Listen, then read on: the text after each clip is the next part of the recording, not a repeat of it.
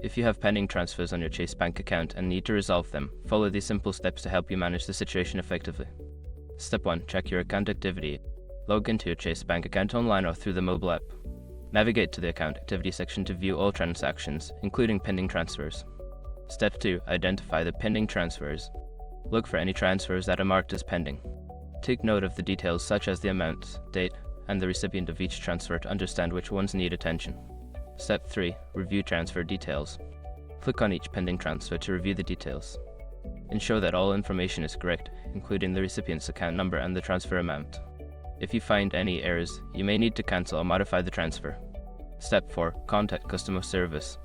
If you encounter issues or have questions about a pending transfer, contact Chase Bank's customer service. You can reach them via phone or through the secure messaging feature in your online account. Step 5. Follow up. After resolving any issues, keep an eye on your account to ensure that the pending transfers are processed correctly. If they remain pending for an extended period, follow up with customer service again for further assistance. By following these steps, you can effectively manage and resolve any pending transfers on your Chase Bank account. Remember to keep your account information secure and monitor your transactions regularly.